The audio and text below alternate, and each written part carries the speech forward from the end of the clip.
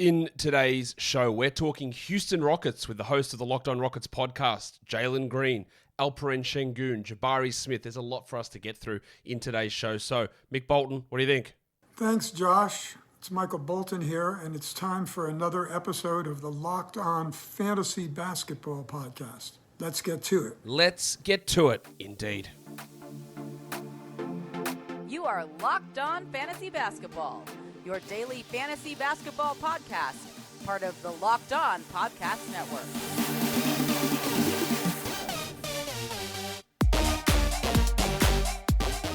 Hello and welcome to the Locked On Fantasy Basketball podcast brought to you by Basketball Monster. My name is Josh Lloyd and I am the lead fantasy analyst at basketballmonster.com and at Yahoo Sports Australia. And you can find me on Twitter, as always, at redrock_Beeble and on Instagram at Locked On Fantasy Basketball. This is the show for Thursday, August the 18th. I thank you for making this your first listen every day. We're free and available on all platforms.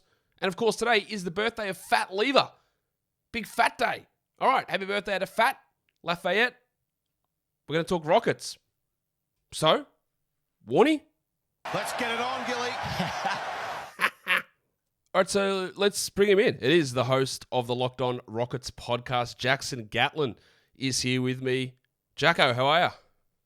Excited to be here, Josh. Always a pleasure to be on the show, and very excited to talk a little bit of Houston Rockets basketball with you. Do people call you Jacko? Because people whose name's Jackson in Australia, they just get Jacko as a standard nickname. Do you ever get called that?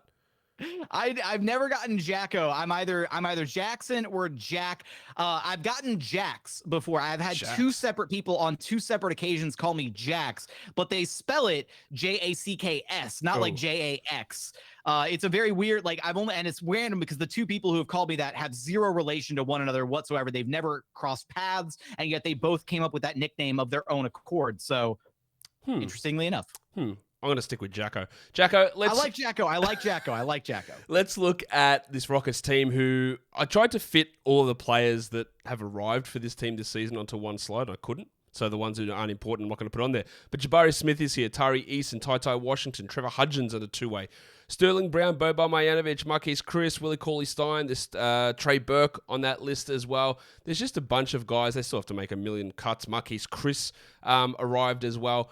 Do any of the Dallas guys that came, Brown, Marjanovic, Chris, Cauley-Stein, Burke, do any of them stay on the roster? As of right now, it looks like 3 out of the 4 of them are more than likely to get waived, and it's pretty much almost a guarantee at this point. So it's Chris, Burke, and Brown are all likely gone. Boban Marjanovic is the one name that's rumored to probably stick around in the aftermath of that trade.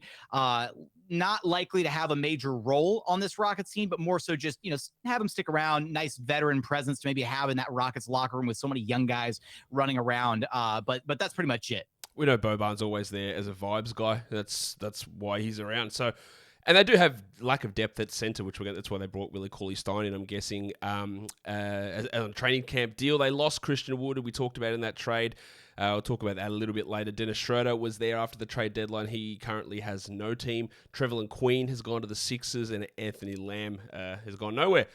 And we'll talk more about some of these guys later on. Of course, the big ones are going to be Smith and Eason, with a little bit of talk on Washington. But the most important thing that we want to know now, I think this is accurate, but tell me, Jacko, are there any injuries to worry about? As of right now, no, surprisingly. There's nothing major anywhere on the Rockets roster that should be of concern to Rockets fans. Everybody is healthy, to my knowledge, going into training camp.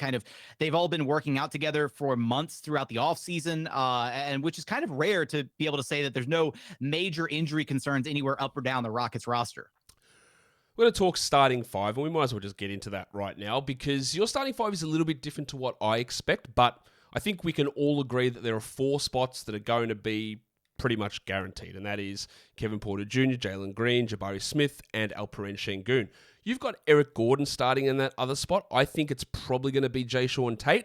I guess others might think, hey, why don't they just chuck Tari Eason in there? I really don't think they'll do that immediately. But what's your rationale behind Gordon being in there? I know he's a veteran, but he's obviously in and out of lineups with injuries and rest days, and surely they're going to look to trade him, which they should have done 3 years ago or 2 years ago. What's your rationale for Gordon in there over Tate? So as it stands right now, Josh, I'm kind of actually with you. I think it could go either way with Eric Gordon or Jae'Sean Tate in that 5th starter spot. My gut wants to say it's Jae'Sean Tate for a handful of reasons, because he became a starter under Stephen Silas 10 games into Stephen Silas's head coaching career, hasn't looked back, has always been a starter, has earned the trust of Silas and that coaching staff, is viewed as a veteran for this Rockets team. However, when you look at the one shortcoming to Jae'Sean Tate's game, it's that he's not a shooter. He doesn't space the floor. And even though there's reports that he's, vastly improved his 3-ball this offseason, if he comes into training camp with a heater and he's shooting above 35% from beyond the arc, then maybe that changes the calculus on this entire situation.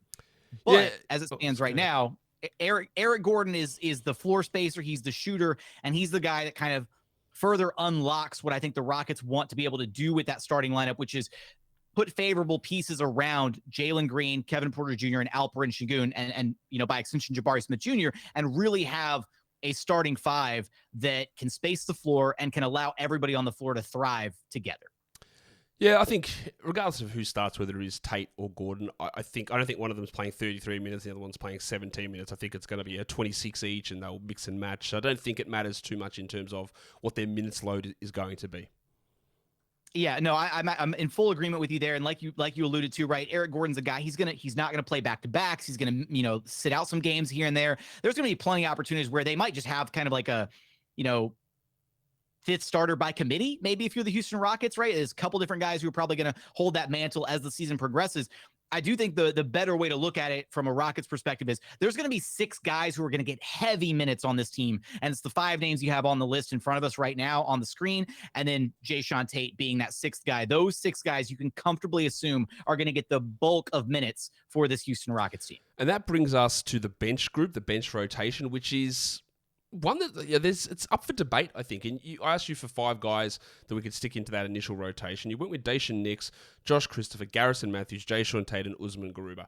I agree with Christopher. I agree with Tate. I think Nix probably does get first crack at that point guard, although I'd really like to see them give it to Tai. I think Garuba will, because there's no other center there. Garrison Matthews is interesting to me because you don't have Tari Eason in this group, and he obviously was a Summer League standout. Matthews can shoot. I don't really know that he can do anything else. In fact, I'm pretty sure he can't do anything else, and that can have use. But why don't you have Eason in this rotation group immediately? It's not because I don't want him there, Josh. If I was the coach, if I was on the staff, I'd be making the claim that Tari Eason should absolutely be a part of that rotation and be getting 15 to 20 minutes a night out of the gate immediately. But I think we have enough evidence in the 2 years of Stephen Silas being a head coach to understand he likes to bring rookies along a little bit more slowly. And I think that when you look at this team, there's also, they place a premium on shooting. And right now there are 3 bona fide shooters on the roster. And you could maybe make the argument 4 if you want to lump Kevin Porter Jr. into that category. He led the NBA in catch and shoot 3-point percentage at 48.2% last season. He was fantastic in that role. And that role may even grow further this year with having, another year with Jalen Green, learning as a playmaker, learning to make better reads, ALperen Sengun now in the starting lineup, setting up KPJ for easier opportunities, what have you. But there's Jabari Smith as a shooter, Eric Gordon as a shooter, and those are your 2 volume shooters, quality shooters who can really space the floor out, multiple steps beyond the 3-point line. Nobody else on the Rockets roster does that except for Garrison Matthews. Garrison Matthews gives you that shooting, and so it's not that I want Garrison Matthews in there ahead of Tari Eason. It's just that I think that could be something that we see in the early going of the season. And maybe it's something that they 86, 10, 15 games into the year, once they realize that they need to be playing Tari Eason a little bit more, that he is NBA ready out of the gate. But I think they're going to kind of see what that shooting provides for their lineup, and especially off the bench. And again, I think that Stephen Silas is probably going to bring Tari Eason along a little bit more slowly, much to the chagrin of Rockets fans. Much to the chagrin of me as well, because I'm sure in most fantasy people, because they know what Eason can do. He's the steals, blocks, he can pass, he can shoot, he can rebound, he can score. He's a really, really interesting prospect, but you're right, they are probably going to go. So I think once if Eric Gordon is traded, that will open up obviously more minutes there on the wing for Eason, and that'll push him into that role a little bit quicker that way. We'll get back to talking about some more of these young players in a second, but you are hanging out with friends. You're smashing a few frothies.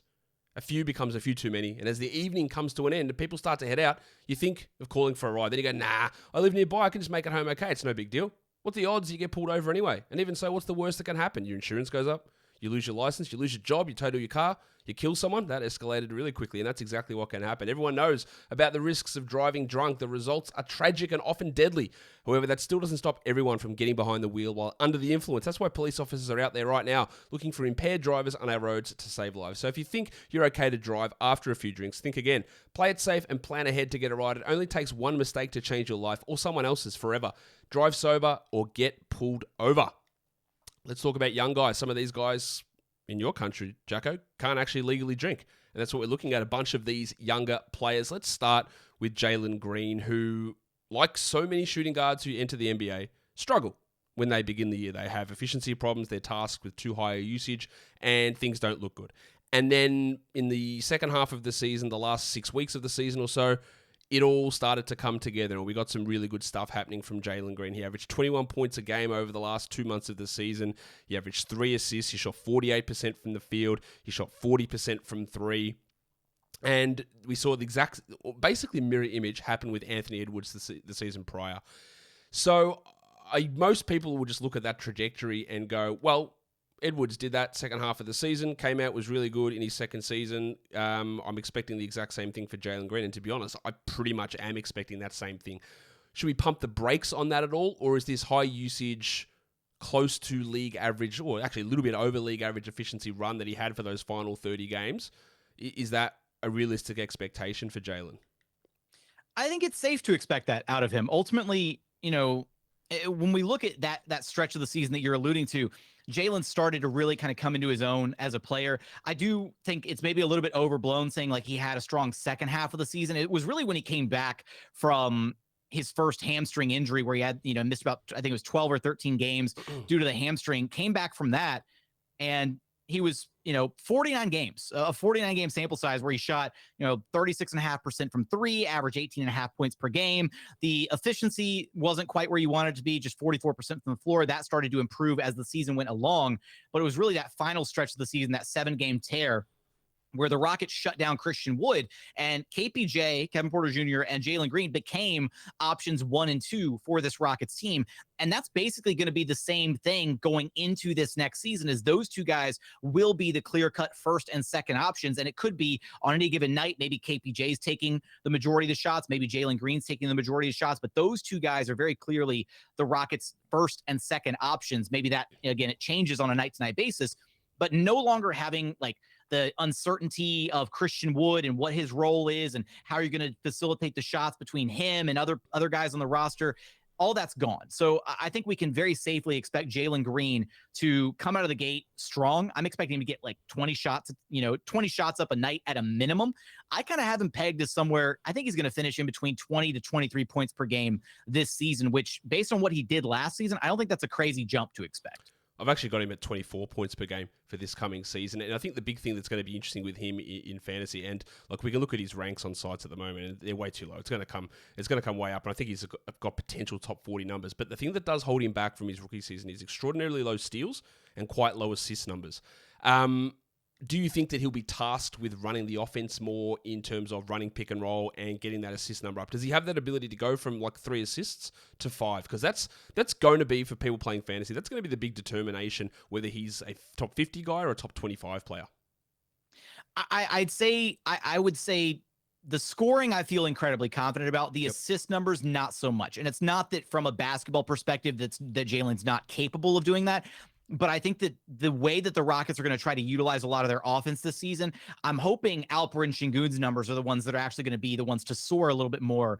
The way that I'm hoping to see Steven Silas really implement some of these guys offensively, it kind of also comes down to if he's going to stagger Jalen Green and KPJ. Because if Kevin Porter Jr. and Jalen Green share the floor all the time together, if their minutes are basically mirrored, the ball is more oftentimes than not in Kevin Porter Jr.'s hands, and Jalen Green is effectively playing off the ball. He can still create in that role. He can be the secondary creator. He can be the guy, second point of attack offensively after the initial action, whatever. But he's not the type of player that you just give the ball to and say, all right, you're going to bring up the ball for 15, 20 minutes a night. At least that's not how the Rockets utilized him last season. And I'm not expecting them to change that dynamic overnight going into this next season. As people who are watching here on YouTube, you can see the list of all of the young guys they got on this team. I'm going to talk about Sengun and Kevin Porter a little bit later.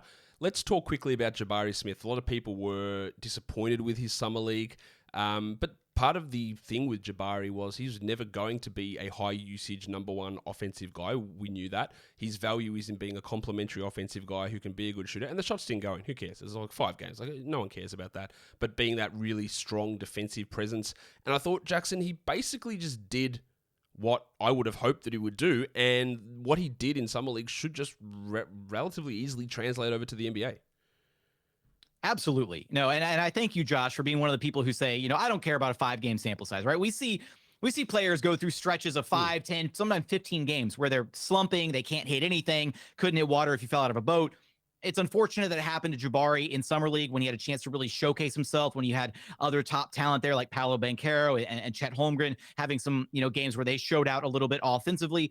But I agree, defensively, he actually impressed me more than what I was expecting from a defensive standpoint.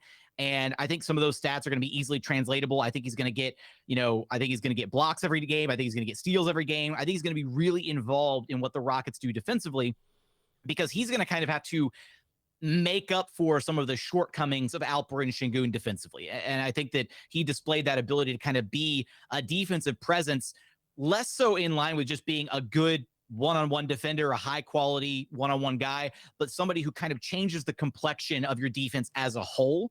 And I think we saw that very much on display in Summer League. He's going to slot right into the Rockets, and he's going to get some of the easiest shots of his entire career playing off guys like Jalen Green, like Kevin Porter Jr., like ALperen Sengun. Those are types of creators that the Rockets unfortunately didn't have at their disposal in Summer League. And so Jabari is going to be effectively at times like the third, maybe even the fourth option offensively. And he's just going to be able to really make his mark felt on the defensive side of the floor, and then, hitting spot up shots on the offensive end. Like I said, I'm going to talk about some more of these guys later. We've spoken about Eason a little bit. I do want to talk just quickly about Washington, because again, I thought that he slid too far in the draft. I thought he should have been a guy that was, should have been taken probably in the top 20. Daishen Nix is far from established as a backup point guard. I might even talk about, I'll talk about this later. I'm not even sure that Kevin Porter Jr. is established as 100% a lead guard sort of a player, who you want to be your point guard, more of a combo sort of a guy. Like, what did you see from Washington? How does the team view him? I'm assuming they don't look at him as like he's a late first round guy. He's more of a player who they think that fell a little bit, and they've got a lot of value in that selection, because I believe they traded back up to get into that 29 spot. So how are they viewing him? Like, is there future starter upside in Washington, do they think? I think that when you look at where the Rockets organization is at with the confidence that they have in both Daishen Nix and Ty Washington, is that for starters, it's almost like they're hedging a little bit, right? Yep. This is going to be an incredibly important year for Kevin Porter Jr. You mentioned he might not be true lead guard material. I'm right there with you, Josh. He might not be. There's a lot of potential there, and he's flashed a lot of that potential. This season is going to be incredibly important for what KPJ's future is, both in the NBA and for the Houston Rockets. And so to have two backup guards in Daishen Nix and Ty Washington that have shown the flashes of talent that we've seen out of them is really nice to be able to have to kind of, all right, maybe KPJ doesn't work out. Let's go to the young guys and let's kind of see what they give. I loved what we saw out of Ty Washington in Summer League. I think that he has an incredible feel for the game so far at a very early age, right? He had, the 17 assists at Kentucky, which is just absolutely ridiculous. I think that was a school record, if I'm not mistaken. I'm going off memory here, but what we saw out of him is a guard who's comfortable both operating with the basketball in his hands and off the basketball. He really is kind of a combo guard in every true essence of the term. And I think we saw that on display in Summer League, because he had to play off of other guards quite a bit, like Daishen Nix and like Josh Christopher, guys who were kind of commanding the basketball quite a bit more.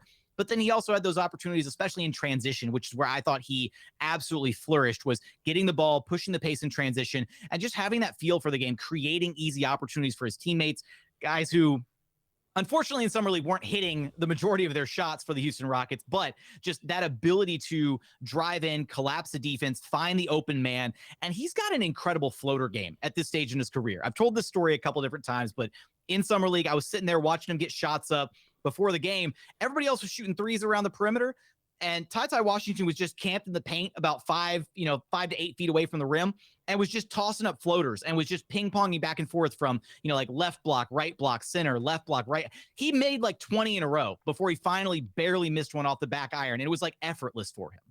It's going to be interesting to watch. I think he's a really, really intriguing player who did have some challenges at Kentucky, but we've seen so many guards at Kentucky have those challenges and then they just disappear when they come to the NBA. So we'll see exactly how that looks for Ty in a Houston Rockets uniform. Jackson, are you a big Davis Mills guy? Not particularly. I'm just not a big football guy, unfortunately. Sorry to let you down, Josh. Well, I was just going to say, because the Houston Texans, your local team in Houston, they've got a preseason game coming. And if you want to look at all of the odds, the lines for any preseason action across the NFL, betonline.net is the fastest and easiest way to check in on all of your betting needs from your favorite sports and events. It's the number one online source for odds, lines, and games. That might be Major League Baseball. Maybe you're more of an Astros guy. NFL, NBA, NHL, combat sports, esports, or even golf. BetOnline continues to be the top online resource for all of your sports wagering information, from live in-game betting scores and podcasts. The Texans are actually 3-point favorites against the Rams in preseason. That might be the last time they're favored all season. Who knows? But if you want to check those odds out, you can do it over at BetOnline. So head to BetOnline today or use your mobile device to learn more about the action that is happening today. BetOnline is where the game starts. Okay. What other questions do I have for you? This is an interesting one. What's the motivation of this team this season? Hey, Josh. Oh, did I freeze? You froze. Yeah, I let you get through the ad read, so it'd be easier to cut later, but you're frozen right now. So if you want to just restart it really quick and see if we can just continue. All right, so I don't actually know what's going on with the camera, why it keeps freezing, but I am back here. Now we're ready. I'm animate. I'm ready to go. And we're here to talk about the Rockets and their motivation for this coming season. Jacko, like, what are they trying to do? Are they going to try and win, or is it going to be another season of you're losing to get a high draft pick? Do they even need to stop playing guys to be bad? Like we've seen that over the course of the year. We saw Christian Wood and Dennis Schroeder miss time down the stretch last season. But are they going to have to move into a situation where Green doesn't play in end of March and April, or Kevin Porter has to sit down, or will they just be bad enough anyway? I think you could argue that them sitting Christian Wood actually made them slightly more competitive to end the year last season.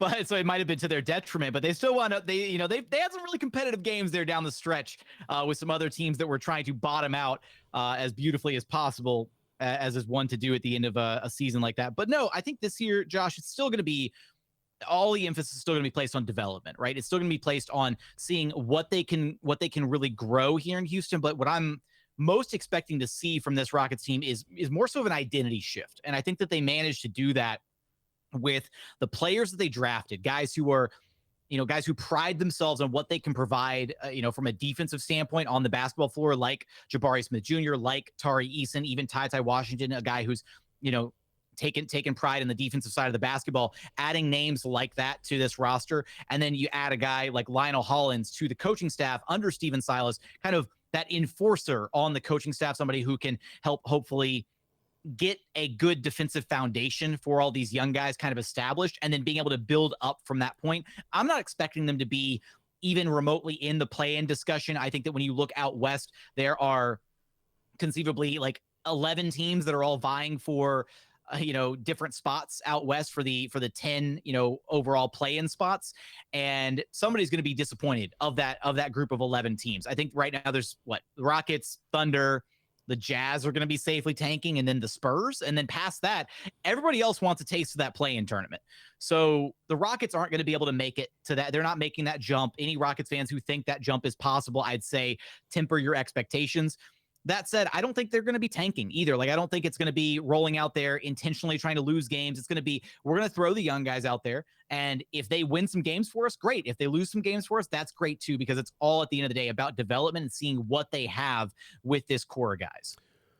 We've talked or alluded to or mentioned that they traded Christian Wood, and there was some issues with Christian Wood in the locker room and him complaining about touches and suspended for a game and all that sort of stuff. So, was the trade of Christian Wood about getting Christian Wood all the way out of this team, like get him out of here? Or was it about we're opening up minutes for ALperen Sengun?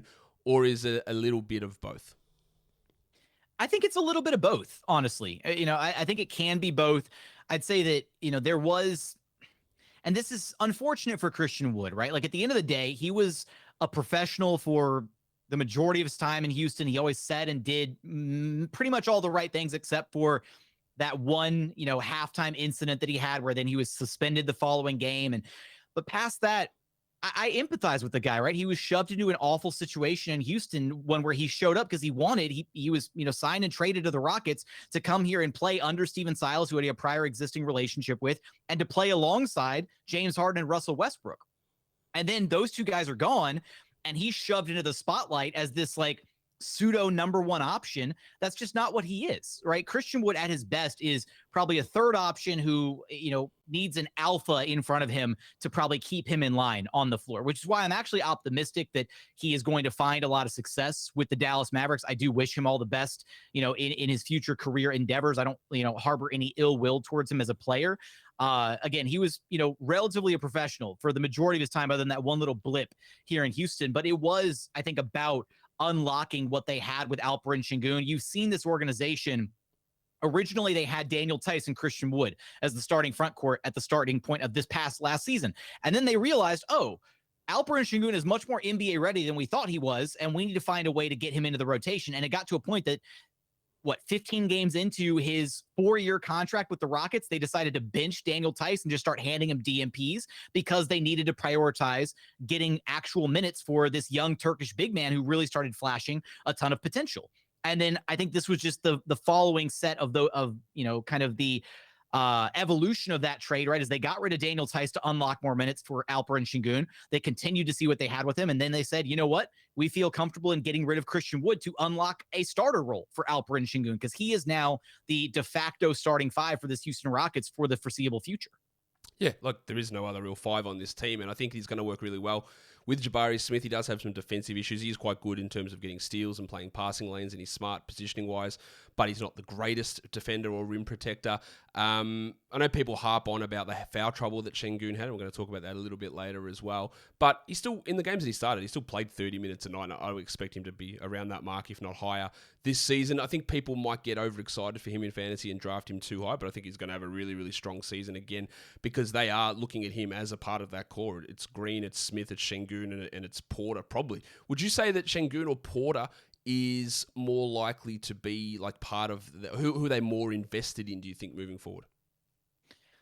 Oh, that is an excellent question, Josh. And I think it kind of depends on how you view that idea of like investing in a player, because right now I think there's a higher risk if you invest more in Kevin Porter Jr. than if you were to invest in ALperen Sengun, right? He's still on his rookie deal. There's a lot of club control left. Like, you can kind of reasonably see what you have with ALperen Sengun for this next year or two as a starting center and figure out if he can make it in the NBA. Whereas this next season, I don't want to call it make or break for Kevin Porter Jr., but it's kind of make or break, because it's all right. You have to show us this next year that you can be a lead guard and go to restricted free agency. And maybe there's a team out there that wants to offer you the bag. Maybe we'll get you on a team-friendly deal, what have you. There were some rumors that the Rockets had started kind of discussing with Kevin Porter Jr. the idea of giving him a contract extension this offseason, which I thought was way too early. There's zero reason to do it at this point when you don't have a large enough sample size of him being consistent over the course of an entire season, not just half a season, not 1/3 of a season, an entire season as the lead guard. So I think that right now the Rockets are incredibly invested. Everything that I understand about the situation, they are very invested in Kevin Porter Jr., his ceiling, what he can become as a player. But at the same time, they're also really incredibly high on ALperen Sengun. I think that just one situation is inherently more risky than the other, and one situation has kind of, the timer is coming to an end on the Kevin Porter Jr. situation, where they're going to have to make a decision on him much sooner than ALperen Sengun. So the ALP situation, they've got more time to figure out what they've got. Kevin Porter Jr., they're going to figure out whether he's a long-term Rocket by the end of this next season. Who's a breakout candidate on this team, Jacko? It's got to be, I'm actually... There's so many options. Sorry, if really. you want to... I know, like I'm so torn, right? You could go up and down the entire list. I mean, ALperen Sengun's getting a starting role now, and if his per 36 numbers hold up from last year, he's going to be absolutely absurd. Kevin Porter Jr. could be poised for a really big year. We saw both he and Jalen Green absolutely on fire in a 7-game stretch to end the season when they became, like I said earlier, the clear-cut number 1 and 2 options for this Houston Rockets team. even to I think my one sleeper pick that I will throw out there is Jayshawn Tate. I think that Jayshawn Tate last year, I don't want to say he had a down year, but I think one of the things that makes Jayshawn Tate such an exceptional player is the fact that he kind of embodies that point forward role to an extent.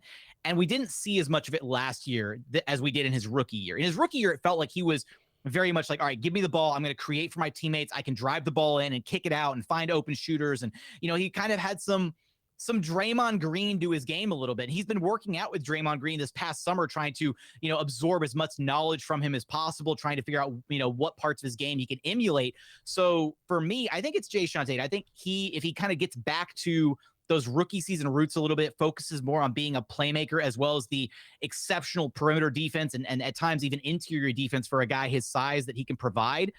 If he comes in with a 3-ball, then he suddenly becomes one of the premier 3-and-D wings. And it's a disservice to call him a 3-and-D wing for everything else that he provides.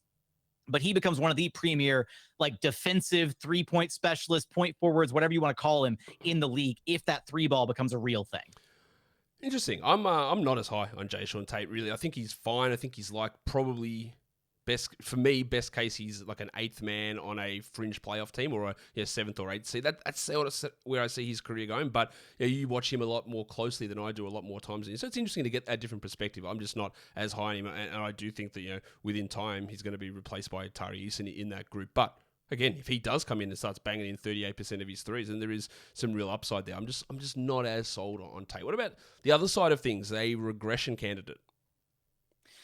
As far as a regression candidate goes this season, I don't think there's anybody on the roster that's really set up for kind of regression. I don't see anybody that's going to be taking necessarily a smaller role than they had this past season. Maybe depending on how the wing minutes kind of shake out, Josh Christopher could be a guy that maybe gets squeezed a little bit for some minutes here and there, because I think that the Rockets roster, you consider how they're trying to balance things here. You imagine KPJ and Jalen Green are getting 30 plus a night. Jabari's going to get, 30 or so minutes a night.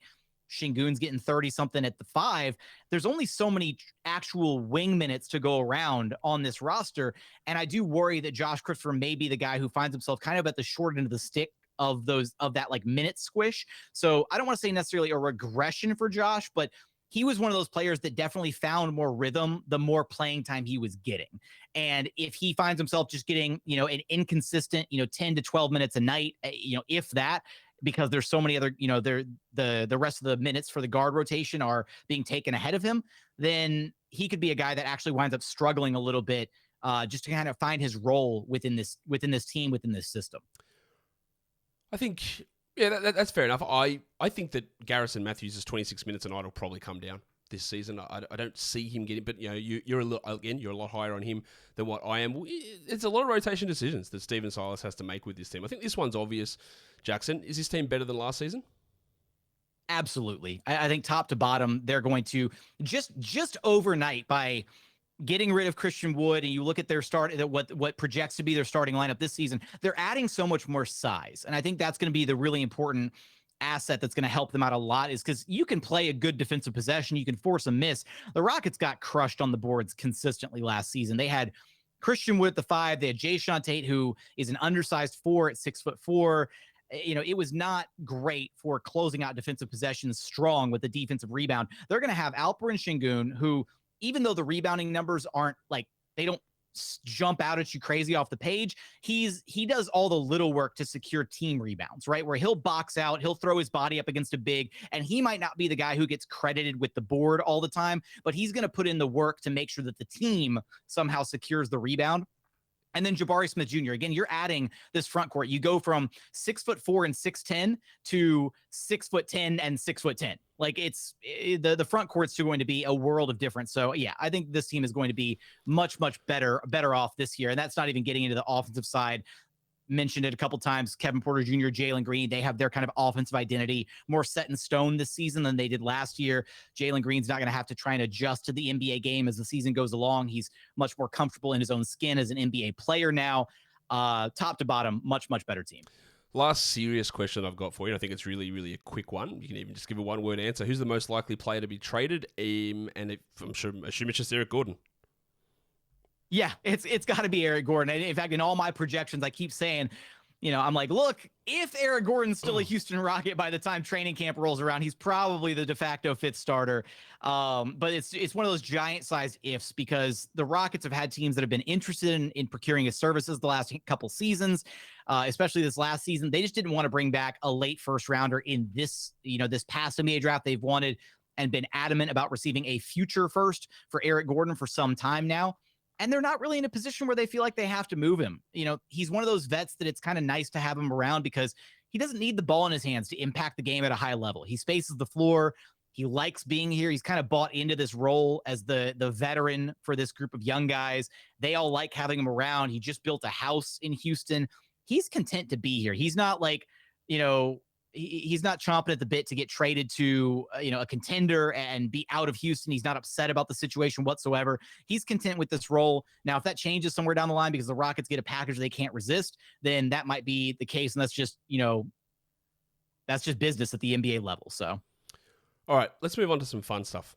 People who have been listening to my shows will know what this is. So we're looking at these things that they're on a website, Basketball Index, which I'm sure you've seen, Jackson. They've got a whole bunch of different metrics that they grade players on. And we're looking at the three-point shooting talent, the playmaking talent, and finishing talent. Now, three-point shooting talent isn't who's the best three-point shooter, because that's just going to be three-point percentage. That's based on, but is that really the situation that you always want when you're looking for a three? Because you've got to look at difficulty of shots, contested nature of shots, pull-ups versus catch and shoots, your late shot clock, all that sort of stuff. So who's overall the best three-point shooter that graded out on this team? Who's the best playmaker? It's not the most assists, but the guy that was able to create the most passes, potential assists, scoring gravity, position of assists, all that sort of thing. And then finishing talent, not just about grabbing rebounds and putbacks, but getting to the rim and driving and attacking.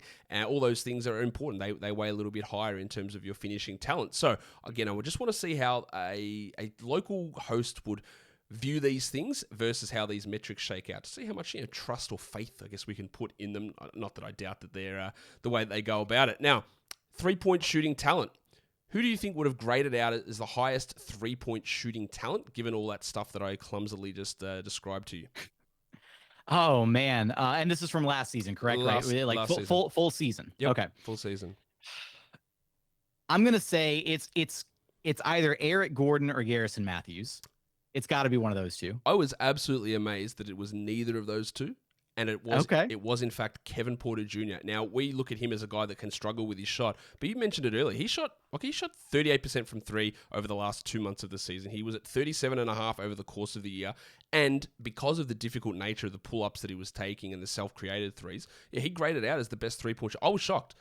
That was the case. But then when you look at it, I didn't realize that he'd actually shot 38% from three over the course of the season, which is a really, really good number. So that's encouraging for his efficiency moving forward, that he was actually that good from three. I was really kind of going back and forth in my head about that. But when you started saying, a degree of difficulty of some of the shots and stuff, I started thinking especially the late shot clock one, because Eric Gordon and Garrison Matthews shoot so many late shot clock threes that I really started thinking, okay, it's maybe that's going to bump their metrics up a little bit. But yeah, again, I mentioned earlier, Kevin Porter Jr. was the best catch and shoot 3-point shooter in the entire NBA. Plus he got a lot of his opportunities off the dribble, self-created. So the degree of difficulty on a lot of his attempts were through the roof. It was really surprising for me to see that. But then I go back and look at it and go, okay, look, that's some real scope for him to improve moving forward, and the other areas of his game, some of his 2-point shooting. But he put together that really strong season in terms of that 3-point shooting talent. What about playmaking? And now you've got me second guessing myself, Josh. This is terrible. I wish I would have done better homework coming in, but I'm gonna go with my gut, and I'm gonna say it's got to be, as far as just overall playmaking, degree of difficulty, the way they leverage things, potential assists, all of that kind of rolled into one. I'm going to say ALperen Sengun. I think he was second or third, because it was Kevin Porter Jr. as well, which, again, KPJ just coming to the top of these grades. I'll tell you now, he didn't finish top in finishing. I think this one surprised me more than Kevin Porter Jr. being the best 3-point shooting talent on the team. Who is the best finisher on this team? Driving, finishing through contact, difficult shots, not just easy putbacks. If I go 0 for 3 on this, Josh, I'm going to be really upset at you, because you're making me look terrible right now. I feel better the fact that I've been remotely close on these. There's a part of me that really wants to say Eric Gordon, and then there's another part of me that really wants to say ALperen Sengun, and I'm really close on both of those. I'm going to go Eric Gordon, actually. It was Jayshawn Tate. And that would have been my third. I'm like, I'm running through these all in my head, trying to think who is the best finisher, and Jayshawn Tate's name is absolutely up there. Okay. All right. I like it. And you know what? It's not that I'm like blindsided by any of these. It's just trying to weigh like from what I can go off the eye test versus what apparently the advanced stats are telling us. I love this list though. It makes sense. It doesn't surprise me in the slightest. Here is another really interesting question. We talked a little bit about this earlier, and I'm not trying to guide you in terms of which direction to answer this, but which player on the Rockets played the highest percentage of their minutes while in foul trouble? Now, there is your definitions of what foul trouble means. I think it's like 2 fouls in the first quarter and 3 to 5 in the first half, whatever it is. But it's in general, it just vibes when we think, oh, a player's in foul trouble. Which player played with the highest percentage of their total minutes while in foul trouble? Oh man, I'm gonna go. I got to go with my gut here, and I gotta say it's. I'm going to say Jalen Green. Jalen Green struggled with fouls a lot last season. It wasn't. It was, and I was shocked at this one. It was Jayshawn Tate. He was... Okay. He was first in the NBA. He played 14.5% of his minutes in foul trouble. Sengun was like 8th in the NBA and second on the Rockets at about 10%. Tate averaged, I think, 3.9 fouls per game in his 26 minutes, which is quite a lot. Now, he didn't really foul out a huge amount, but he would always pick up fouls. And I was not. I was expecting Sengun just to be number one clearly on this team, but he wasn't. It was Tate who was right up there playing in foul trouble, but obviously, I guess it goes to show that foul trouble doesn't always mean you foul out, because that wasn't really an issue for Jayshawn Tate last season. Jacko, that'll do it for us. Sorry for the tough questions, but we're done. No, I love the tough questions. Those are great. And again, I love the answers because I started psyching myself out, especially after that first one with the way that you presented that information so beautifully at the top. But at the end of the day, I love the information. I think it's a great use of the advanced stats. Let's check out what you've got going on at Locked On Rockets at the moment. Tell everyone.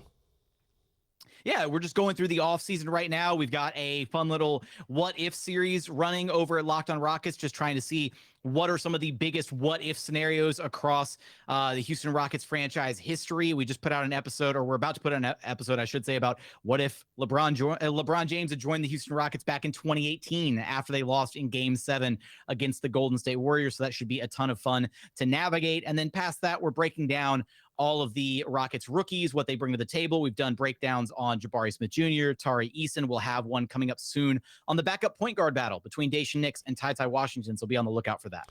Go check out Locked On Rockets. Go follow Jackson on Twitter, JT Gatlin. You can follow him over there. Jackson, thanks for coming on the show with me. Absolutely. Always a pleasure, Josh.